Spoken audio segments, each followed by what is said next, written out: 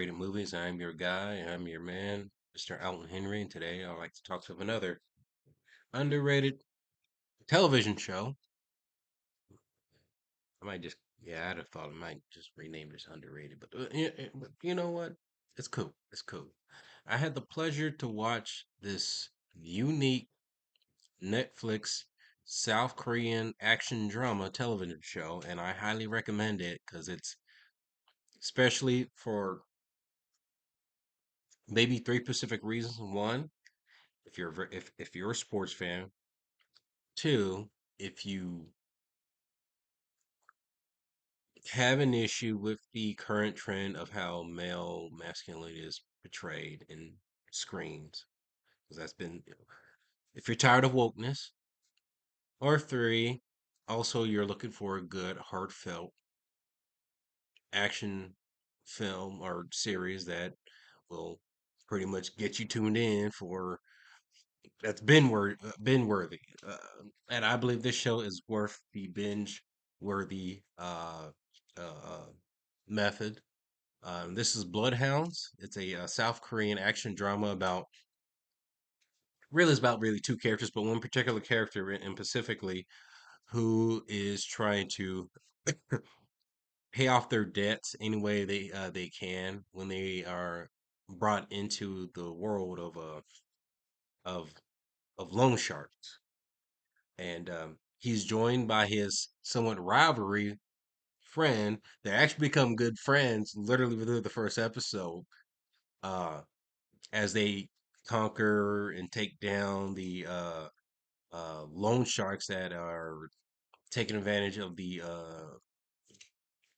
mostly the elderly or people who've gone into debt, taking on that kind of responsibility.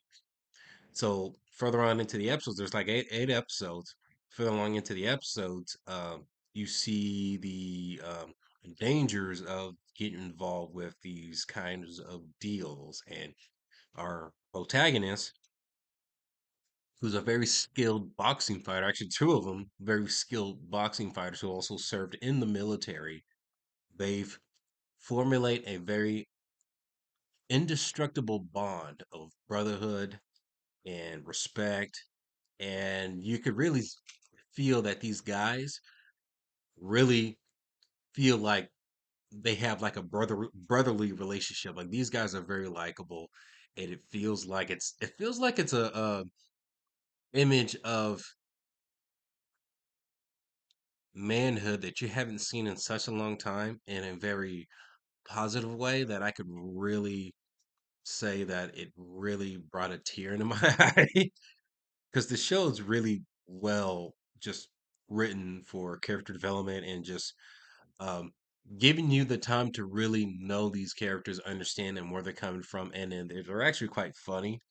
Most particularly the one character who I could really see that character or that actor play if they were to do another reiteration of a Tekken series or a live action version of Tekken. I could see this actor playing Harong. He would be my ideal choice. I believe the guy's name is what's his name? Man, I think his name is Lee Sang Yi. That would be my number one choice to play Harong for him to play Harong. But each character, both of these characters have their own reason why they are involved in the loan shark business. In fact, they actually get recruited to be bloodhounds because of their skills of boxing, which is very impressive. And I love how they fight. Like, man, I've been taught. Actually, let me reword that because I, I need to work on fighting. Anyway, the way that they portray fighting into this feels so authentic and realistic that it's unbelievable and it's crazy how they shot this. Like majority of the action scenes, in fact, actually all action scenes are just these fighting moves and how they just take on a bunch of guys. Like one of my favorite action scenes here is these two guys literally try to take down at least 30 guys in a subway, and he just beat them down while they're getting beaten up with bats and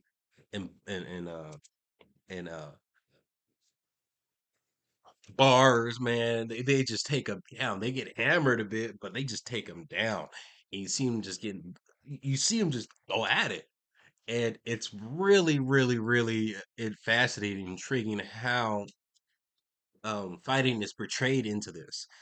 Uh, and I love it. I love these action sequences and how they were able to shoot it. Um,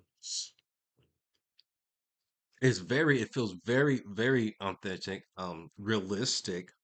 Um, at least to my standards. I mean, you really got to be physically fit to handle all that. But again, I'm not. Um, I'm still learning about that. Uh, so they get recruited by, I guess, a good loan shark. This guy who's kind of like a private detective, but he also does loan sharks, and you kind of see how his story gets intertwined. And he uses these um, characters to kind of help them out on their mission to assist people who've took on debt from loan sharks, but they keep at and trying to help them get out of debt, especially when they get scammed into debt. And it takes a very good look of how those deals could get corrupted and how manipulative these people can be on taking advantage of other people. And it really dives into that, and very it's very, I guess, eye dropping to kind of see how that works. Uh I also really loved the characters here. Like you have two characters that are just undeniably remind me of like a very good, I'll have to say this is probably like it reminds me of probably one of the better buddy cop comedy action comedies that I've seen from really anything. Uh, it kind of reminds me a bit of the game franchise Double Dragon and a little bit of Street Fighter of Ken and Ryu's relationship together. It feels like that, and I just love these characters. Uh, man, I don't have. I would say this is a show that you really, really need to check out. There's one thing I did notice though, and I researched it into the production of this. There is one particular actress. She is investigating. She's kind of like the lead investigator of the good guy, the good loan shark guy. But and there's 8 episodes. So when you get kind of to the last 2 episodes, you don't see her again. Her story kind of ends. There's a specific reason for that. Not that's production wise reason. So they added a different element in the last 2 episodes to kind of help retain that trio buddy um, adventure for the story. It doesn't damage really anything from the series, not at all. It does feel like it does feel like it does feel like that arc where you have these characters go reach their peak and then get brought down, and then now they got to recuperate, replan, and re-strategize, and then go back up, and it's really fascinating. I highly recommend this show. You have a villain in there who's just completely distasteful, and you just hate him, and you just waiting to see him just get beaten down and just take down. This is this is probably one of the best um, heroes' journeys television shows from South Korea that I've seen. And I highly recommend the show. And I think a second season's been greenlit. I think the show's been out for almost 2 years now. I highly recommend this show. Go check it out. Available on Netflix. Bloodhounds. Have you seen it? Comment below. Let me know if you have, and let me know what is your favorite Underrated Netflix TV series.